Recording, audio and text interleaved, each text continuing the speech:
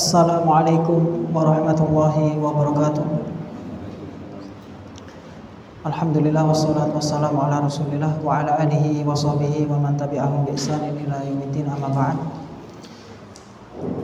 Jadi kita ulang sedikit lagi bahwasanya dalam masalah fikih ya, dan permasalahan yang di situ ada khilaf, ada perbedaan di kalangan para ulama.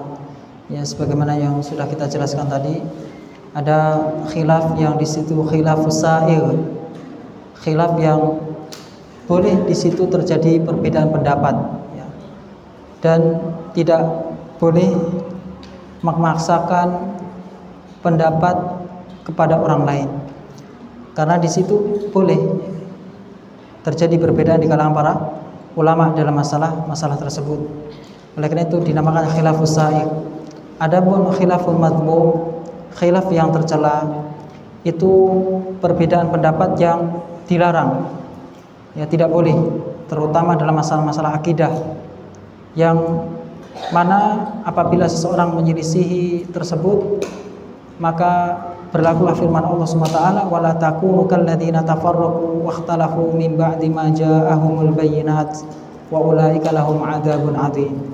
Dan janganlah seperti orang-orang yang berselisih, berbeda pendapat setelah datang penjelasan kepada mereka, dan bagi mereka azab yang pedih. Jadi konsekuensi dari menyelisihi pendapat yang benar dalam masalah ini akan mendapatkan azab yang pedih, karena tidak boleh berbeda pendapat.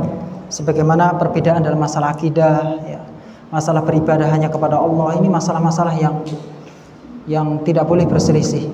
Kita harus sama, ya, harus sama. Adapun masalah tadi khilaf sa'i, khilaf yang boleh berbeda pendapat, maka di situ kita tidak mengetahui mana yang lebih dekat kepada kebenaran dan mana yang lebih jauh dari kebenaran. Khilafus sa'i, mana yang lebih dekat kepada kebenaran, dikarenakan apa?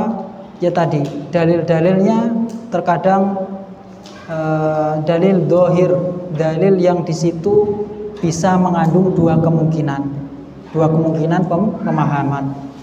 Atau misalnya nasnya sama-sama, ya, sama-sama kuat, pemahamannya sama-sama kuat, sehingga tidak bisa kita memaksakan orang lain untuk mengikuti pendapat kita.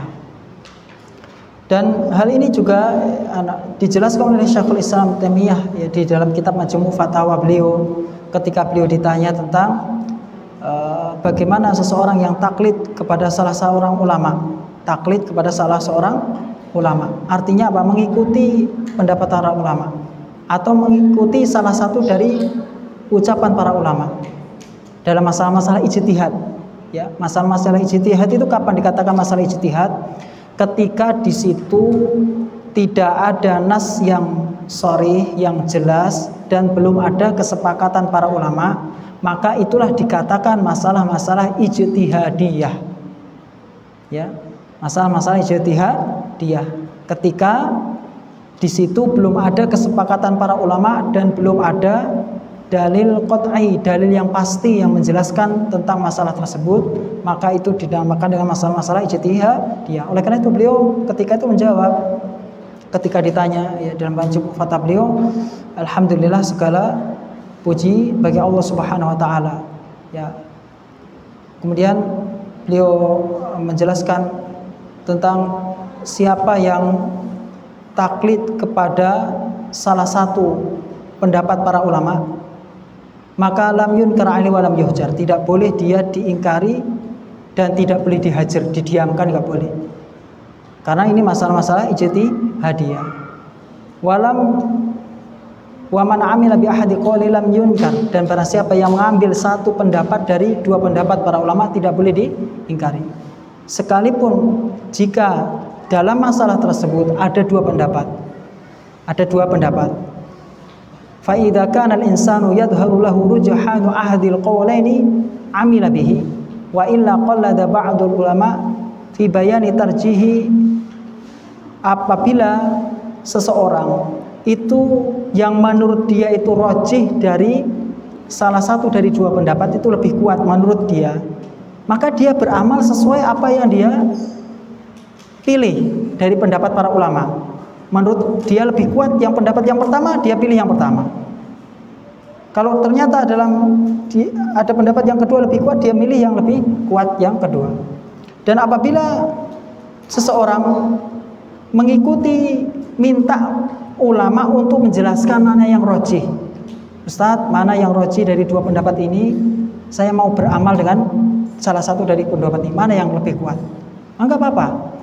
Dan inilah kebanyakan kita, ya, kita hanya menjelaskan hukum-hukum fikih yang menurut kita dari pendapat-pendapat para ulama itu lebih kuat, maka kita jelaskan, kita sampaikan.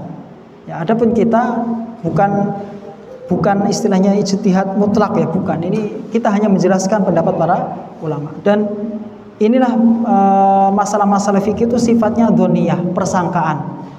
Ya. Kebanyakan masalah-masalah fikih itu masalah-masalah dzoniyah. Ya.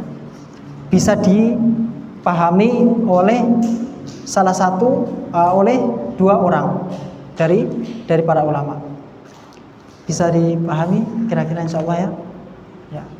Supaya nanti kita jangan terlalu memaksakan pendapat orang lain. Kalau kita melihat saudara kita sesama ahlu sunnah kok memilih pendapat yang A, kita bisa lebih lapang dada ketika melihat masalah-masalah fikih. Contohnya banyak.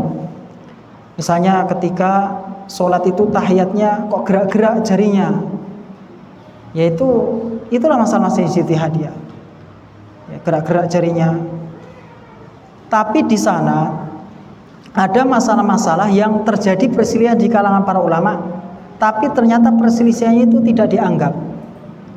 Seperti tadi, masalah masa iddahnya wanita itu habis bagi wanita hamil itu kapan? Ketika melahirkan, maka sudahlah selesai masa iddahnya. Kalau seorang wanita melahirkan ketika sudah dicerai oleh suaminya atau suaminya meninggal dunia, ternyata sudah lahir bayinya, maka masa iddahnya habis. Boleh seorang wanita langsung menikah, menerima lamaran laki-laki, boleh, karena masa iddahnya sudah selesai, rahimnya sudah bersih. Sebagaimana wa ulatul ahmal ajaluhunna ayyaduna hamlahun, ya.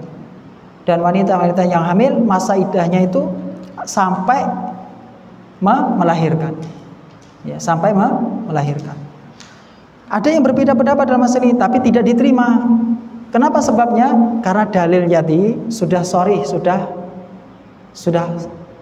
tetap tidak bisa mengandung kemungkinan yang lain. Ya. Ada yang berbeda pendapat, ada, tapi tidak diterima. Tidak